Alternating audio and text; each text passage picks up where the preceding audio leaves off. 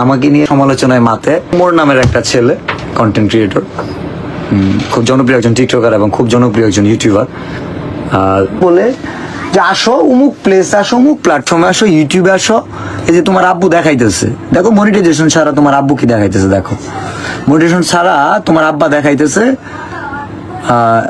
$4,203, $5,04,000 টাকা মনিটাইজেশন ছাড়া ইনকাম করে আসো, রেকর্ড করো, পারবা? This is challenge your father.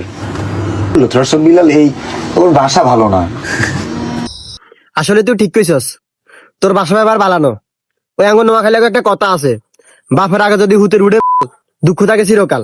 আর তোর বাসা ব্যাপারে এরকম কিনলেই আর তো মনে হয় কি জানোসি, তোর বাসা ব্যাপার উপরে কুত্তে দিমুতে লেওয়ান দরকার। মানুষের বোকা বানাই 2 দিনের কটিয়ার মালিক হই তুই ওমরন ফায়ারে ঠেট দেস। আরে বেড়া, যে টাইমে তো সোশ্যাল মিডিয়াতে জন্মগ্রহণ হনো সেই টাইম হইতে ওমরন ফায়ার ইউটিউবার। আর আপনি যদি ওমরন ফায়ারের ফ্যান হয়ে থাকেন তাহলে এই ভিডিওটা সর্বোচ্চ পরিমাণে শেয়ার করবেন। আর আজকে থেকে টসলাইট বিল্লালকে বয়কট করবেন। আর হাগা ভাঙ্গার গর্জন, টসলাইট বিল্লাল তোরও কই এর হুন, ভুলেও ওমরন ফায়ারের ফ্যান ফলোয়ারের সামনে হরিস না, কারণ টিকটকার আর বেয়াদবরে হিটলে এলাকা ছালিশও না।